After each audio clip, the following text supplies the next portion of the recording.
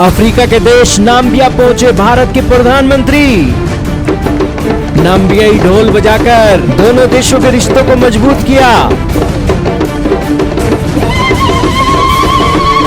जी हां दोस्तों, भारत के प्रधानमंत्री नरेंद्र मोदी अपने दौरे के आखिरी पड़ाव के अंदर नाम्बिया देश के अंदर पहुंचे हैं। भारत से नाम्बिया की दूरी 7600 से 8500 किलोमीटर की बताई जाती है। इसके अलावा आपके सामने गूगल मैप चल रहा है जिसके अंदर आपको नाम्बिया देश की एक स्थिति पता लगेगी। दोस्तों यह प्यारा भारत से ये एक अफ्रीका पड़ोस में और पड़ोस के अफ्रीका के एक दक्षिण में है यह एक देश नाम्बिया। यहां पर भारत के प्रधानमंत्री गए हैं और यहाँ की जो राष्ट्रपति है वो भी महिला है और नाम्बिया के रिश्तों को और मजबूती देने के लिए भारत के प्रधानमंत्री का नाम्बिया में दौरा हो रहा है। दोस्तों दोनों देशों के अंदर रिश्ते महत्वपूर्ण इसलिए भी हो जाते हैं क्योंकि दोनों देशों के अंदर भारत के प्रधानमंत्री ने 27 साल के बाद अपना एक दौरा किया है। भारत के प्रधानमंत्री नरेंद्र मोदी का तो यह पहला दौरा है, लेकिन भारत के 3 प्रधानमंत्री अभी तक नाम्बिया का दौरा कर चुके हैं और 27 साल बाद भारत का कोई प्रधानमंत्री नाम्बिया जा रहा है। इससे आपको पता लगा होगा कि इस दौरे की क्या महत्वता है। इसके अलावा भारत के प्रधानमंत्री का एयरपोर्ट पर जबरदस्त वेलकम हुआ और वेलकम के साथ ही यहां पर नाम्बियाई लोगों ने अपने सांस्कृतिक ढंग से पीएम मोदी का स्वागत किया। यही कारण है कि उन्होंने नाम्बियाई ढोल बजाया और ढोल को देखकर तो पीएम मोदी से रहा नहीं गया। पीएम मोदी ने भी अपने दो हाथ ढोल के साथ किए और ढोल को बजाने लगे और इसी के साथ ही जो एक नाम्बियाई लोगों का उलू करने वाला एक रवैया है वो दोस्तों एक बड़ा एक माहौल बना रहा था। सुनिए जरा।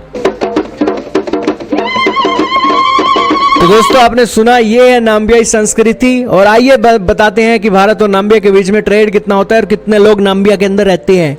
दोस्तों भारत के करीब 400 से ज्यादा 450 लोग नाम्बिया के अंदर रहते हैं। इसके अलावा दोनों देशों का ट्रेड 813.85 मिलियन डॉलर का हो गया है। भारत के प्रधानमंत्री नाम्बिया इसलिए भी गए हैं क्योंकि अफ्रीका का सऊदी अरब नाम्बिया को बोला जाता है क्योंकि नाम्बिया के अंदर यूरेनियम, नीले और काले सोने के खजाने भरे पड़े हैं।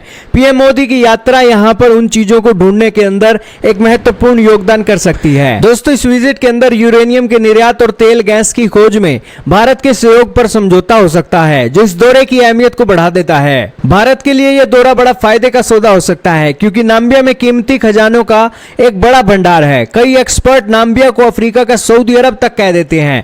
नाम्बिया की आबादी सिर्फ 30 लाख की है, इसके बावजूद इसकी दुनिया में बहुत अहमियत है। इसकी वजह नाम्बिया का तेल, गैस, यूरेनियम, तांबा, सोने और दूसरे खनिजों का भंडार है। नाम्बिया दुनिया के बड़े तेल क्षेत्रों में से एक है। इसके अपतटीय भंडार में 20 अरब तेल होने का अनुमान है। साल 2035 तक नाम्बिया को दुनिया के शीर्ष 10 तेल उत्पादकों में से एक बनने की संभावना भी है।